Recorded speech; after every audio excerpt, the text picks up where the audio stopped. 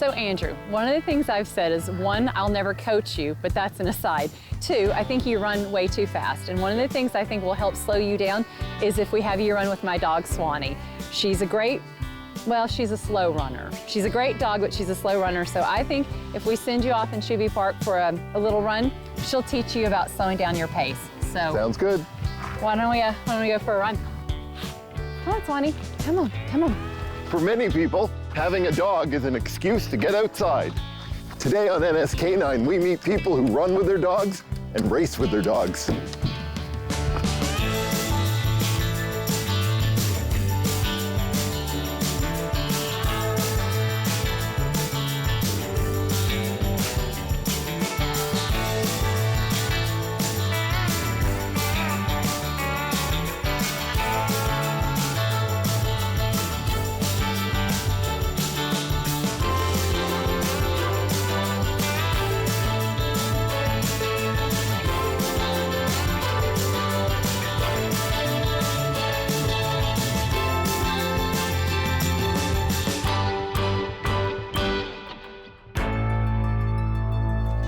Let's go, Swanee, come on, let's go, let's go. Let's go, let's go. Running has been the most important part of my life for 30 years. So yes, it's pretty significant.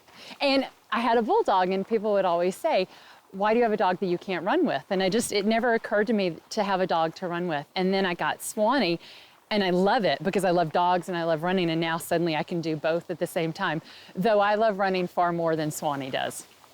So essentially, I mean, I grew up running and I would take a dog with me. Like, we just had dogs growing up. So that concept, not new to me. And we got Pippi and you know, she's from Northern Labrador. And so, you know, my head went, oh, dog from up north. She wants to do sled dog sports. And so we took her to a couple of clinics and we learned the basics. And sledding is fun. But we live in a place that doesn't have a ton of snow, and I'm a runner. And so it just made sense to put those two together, and the Canicross would sort of be my primary sport. Stacy and Sarah are both elite athletes, and they both have dogs as running partners, though, as we'll find out, in slightly different ways. For many people, dogs and getting exercise go hand in hand, and for many people, that does involve running. I place a high value on efficiency in my own personal life. And so, like, for me, I'm like, you have to, you know, to be healthy, you need to exercise. If you have a dog, for them to be healthy, they need to exercise. Like this is a 2-for-1, guys. Like, save an hour in your day. We're all busy. Like, do it together. If you can get a workout done while also exercising your dog, that's awesome. Do you think that's part of it, is that people know they need the exercise, or people, I guess they don't know they need the exercise. People want to start exercising more. No, you said it right. People know that they need exercise, and they don't prioritize their own exercise, but they worry about their dogs more than they worry about themselves sometimes. So they'll get a dog, and because the dog needs to be walked, they'll make sure the dog's out. I see a lot more women running with dogs. Do you think there's a safety element to that too, or is it just companionship on the run? I think it's probably both. As a female runner, you always have to be aware of your environment. And I always run in Shuby. I've never felt scared. But sometimes I'm in the park before it's very, very well lit. And having a dog, you know, this is the friendliest dog in the world, but I certainly feel safer. Because people don't always know she's friendly. Yeah, because Swanee isn't an attack dog or anything like that. But it is. She wouldn't help me at all. No. But a stranger doesn't know that. Think twice. Your time. This is your magic moment, baby. How does your training or running change when you're running with Swanee? Well, I run quite a bit slower with Swanee because she'll run, Swanee, and sometimes she's distracted and I let her play with sticks, but we run fairly slow together. And when I'm racing, I race fast, but running, you don't have to run fast all the time to run fast. So the biggest difference really is I race fast and I run slow. As more people have begun running with their dogs, it was only natural that races including dogs would follow. For those who run with their dogs on leashes, the events are often called Run with Dog, or the race simply permits dogs to accompany runners in the regular field. But for those wanting to supercharge their running, Canicross, which is technically a sled dog sport like the Alaskan Iditarod, is where people gravitate. Canicross sort of like turbocharges your run. You leverage the power and the strength and the speed of your dog to help propel you as a runner yourself. So the dog is pulling while they're running. They wear a special harness that's designed to support the dog and open up through their shoulders so that they have a full range of motion. And they're attached to you by a line with a bit of bungee on it that is attached to your hips, a belt that you would wear around your hips. And through the momentum that your dog creates, you go a little bit faster than you would on your own. So that feels different too, doesn't it? It feels a lot different. It feels like running with a really strong hand on your back. Lots of people do Canicross, and I know you sometimes go in Canicross with We have done Canicross, but I'm faster than my dog, so that's so it embarrassing. Doesn't quite work. No, you're harnessed in, and they should be pulling you along, and inevitably she's either behind me at the end of a race, or she's beside me, and that's part of that's training, but the other part is that she's really, I don't want to say lazy, but she just doesn't love racing. She's just funny. She's perfect. Stacy may give Swanee a hard time, but her dog is actually the inspiration for a shirt for a running race she once organized, which, as it happens, honored another one of her dogs, Benny Bulldog, a dog that she was allergic to and which actually couldn't run. It was actually the year that he died, and I just wanted a way to celebrate him and remember him. So it was the Benny Bulldog 5K. Actually, it was Benny Bulldog race weekend. It was 2 races in the weekend. Sarah has started a business in Nova Scotia which helps train people in Canicross and helps them make sure they have the right gear, no matter what level in the sport they hope to achieve. Aside from the physical benefits, there are incredible mental health benefits to running, to physical activity. We know that that's not just good for your physical body, it's good for your mental health as well. And we know pets are good for our mental health. They lower our stress levels when we're with them. And so I think when you put that together, you kind of have this like kind of supercharged, health routine that you can unlock together. Oh, she's a huge part of my family. She's my Swanee. I mean, I don't love her. chunk of your I don't Instagram love feed. her more than my husband. I don't know why you would even think that. I love her second best. Can we make sure that makes the cut, please? Yeah, we can make sure that makes the cut.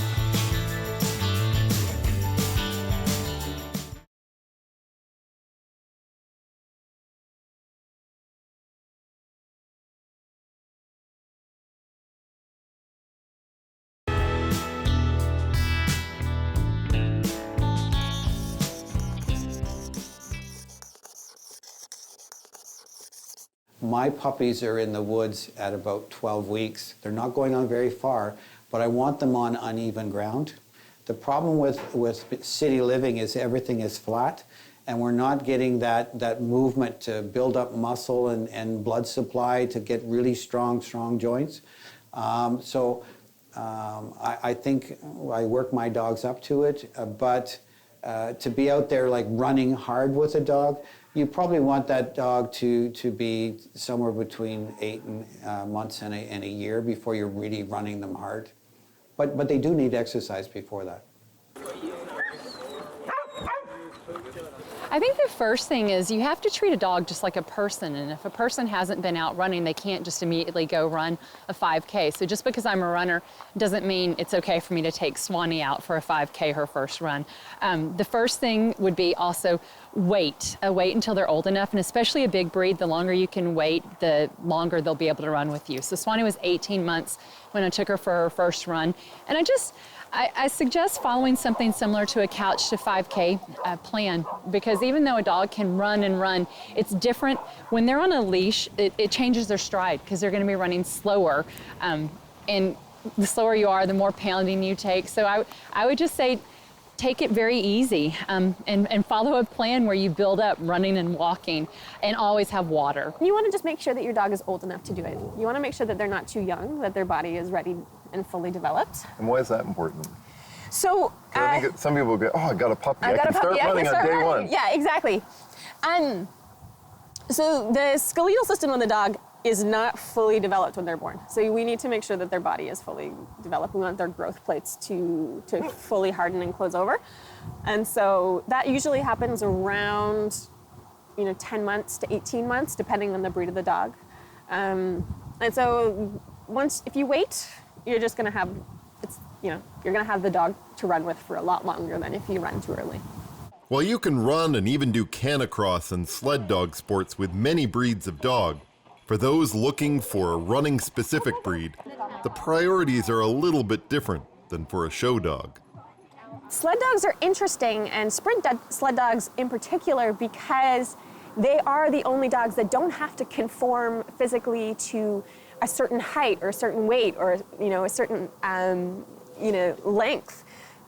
You look for certain characteristics, but you're not disqualified from breeding because you're supposed to be 13 centimeters high and you're 15 centimeters high. That's like curly hair versus straight hair. That doesn't matter. That sort of thing does not matter in the least. What they look at is what was your racing career like? What's your head like at the start line? Do you question things? Are you nervous? Are you up in your head before a race, or are you solid? How easy is it for you to keep weight on? Oftentimes with sled dogs, the really intense ones, because they burn so many calories, it's hard for them to keep weight on. So a thing is, are they able to actually maintain a healthy race weight, which is the opposite you probably have in the regular dog world where, 60% of dogs are obese.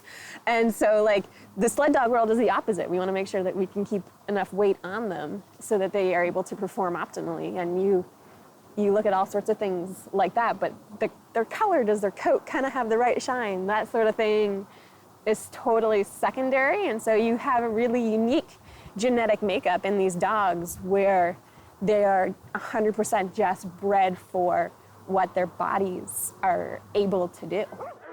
Whether you aim to be a recreational runner or a canicross superstar, you want your dog to be around a long time and to stay healthy. And as you run with your dog more often and maybe take in a few events, you might be surprised at the speed some breeds can reach.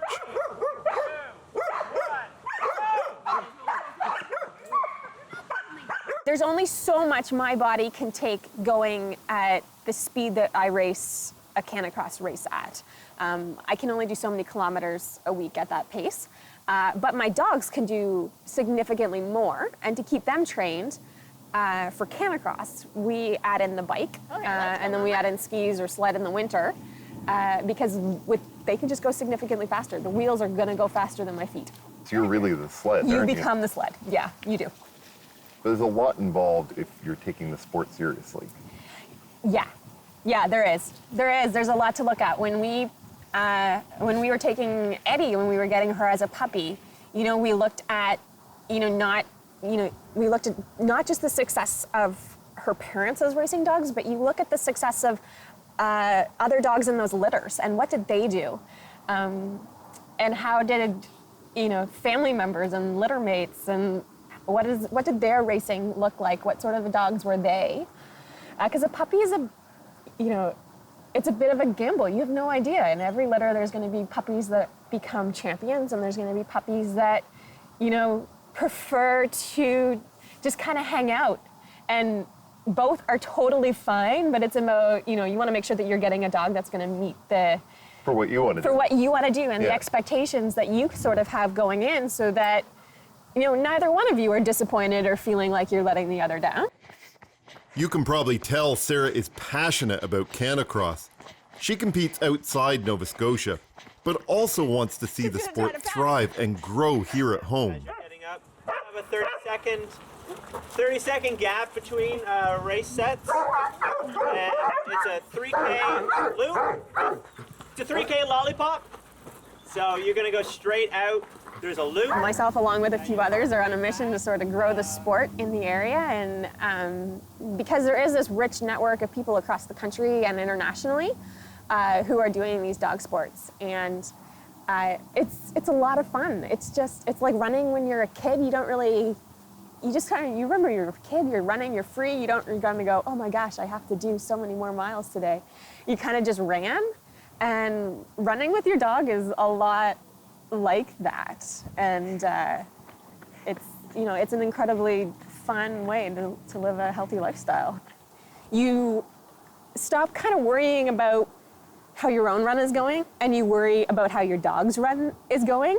And I think that makes you a better runner. Like, you get out of your own head a little bit. And so I think it makes you a little bit more successful, which I think is, we all like to have successful runs. I love it. And so it's, a pleasure for me to introduce other people to the sport. So that's a lot of fun.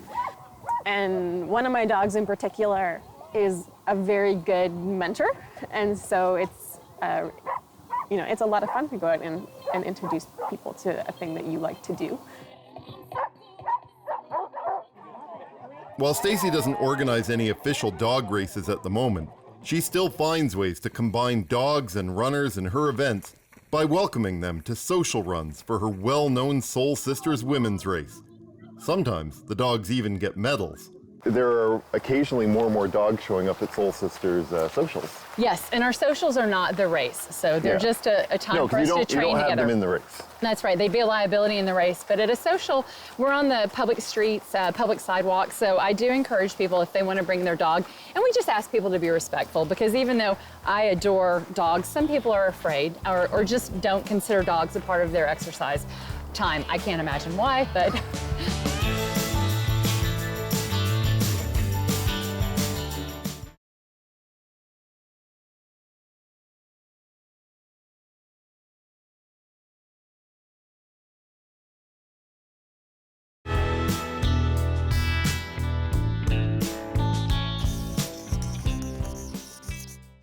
Pant is a way to get rid of excess heat. It's also a way of showing that they're nervous. It's also a way to show pain. So any one of those things can cause panting.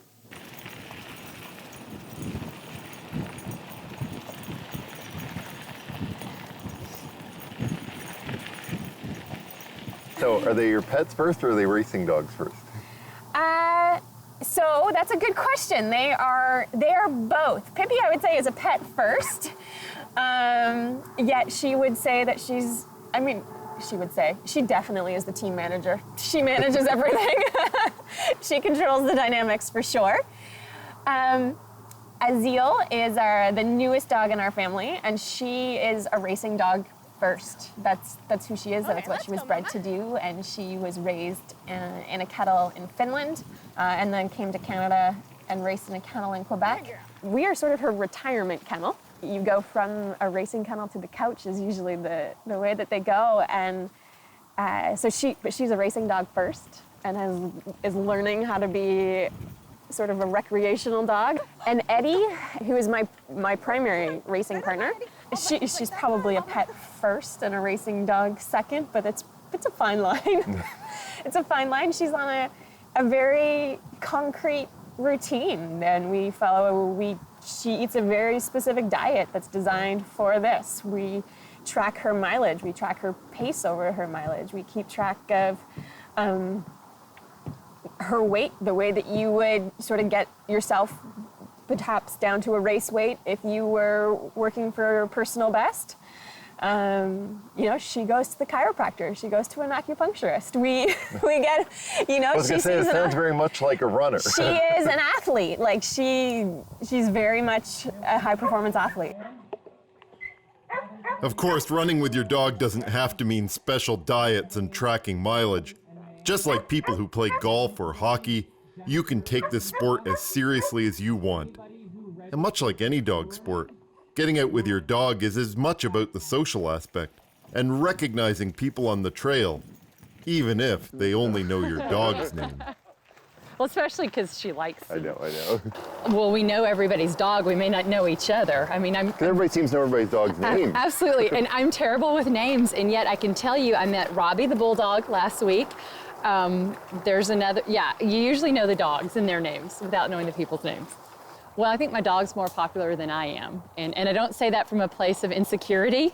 I say that from, I can just be out. For example, I was out this morning for a run, and I do often have, obviously, Swanee with me running, and I didn't this morning for a bunch of reasons. And I had 2 cyclists stop me and ask me, was everything okay? Where was my dog? And I just felt like, you know, they didn't say, hey, how are you? It was like, is everything okay? Where's Swanee? And they actually know her name. I don't know these cyclists. I've just seen them in the park. I get really excited when I see names on races where I don't know who they are, because that's a big deal. It's a good thing. It means the sport's growing and developing beyond like a small network of people that I know. We've kind of given Swanee a bit of a hard time. Yeah, I have. I really have. So I've said she's not very fast, and I feel bad about that. But I was just telling my husband yesterday, because she wasn't with us, she was staying with her other family. It felt weird because I didn't have a reason to go for a walk twice. So we have a 1-mile loop that we do twice a day, and I hadn't walked. So I exercise her because it's good for her. It helps me to get a run in, but I also get the benefit of she makes me exercise. Swanee, don't you want to go for a walk? Yeah.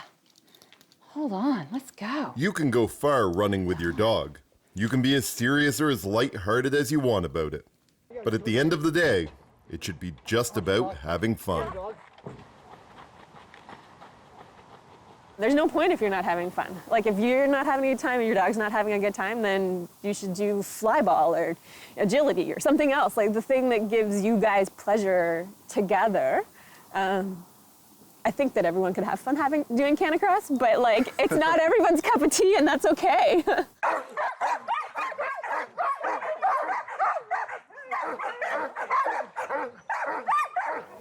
The right dog for you to go run with is the dog that you have at home. Like, there are special dogs that are bred specifically for sled dog sports, but you don't have to have one of those dogs. There's dogs that are going to be more inclined to do it simply because of who they are, what breeds they are. We have sporting breeds, and they've already been classified by the Kennel Club, and we know that they like to be active. Pointers, for example, a variety of different pointers.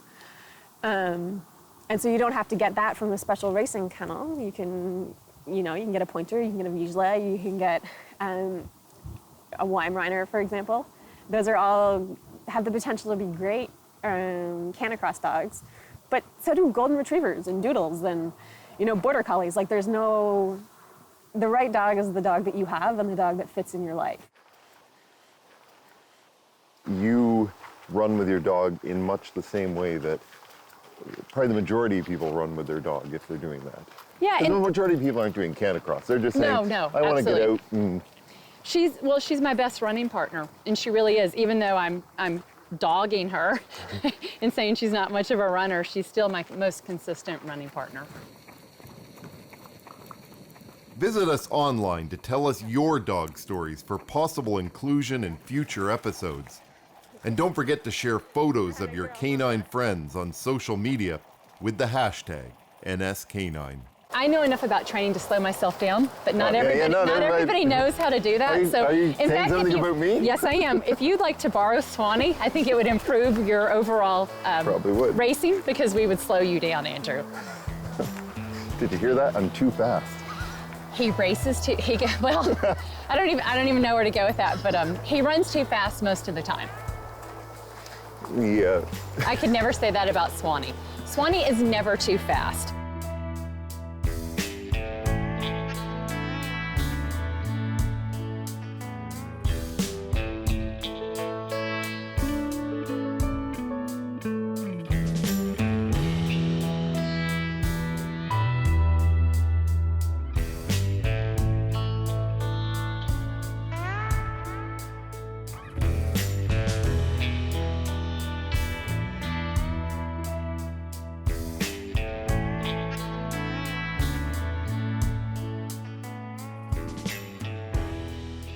Dogs have had a long reputation as loyal companions. Next time on NSK9, we're exploring the evolving world of therapy dogs. Originally, we had Dalmatians in the fire stations, and they were actually to be with the fire department horses, not anything to do with comfort for the firefighters. They were our first sirens. They ran in front of the fire trucks and told people to get out of the way. And they were also companions for the horses. So the horses were notoriously scared of fire and any type of smoke, so the Dalmatians would be there with them. to assist them and to be their comfort dog.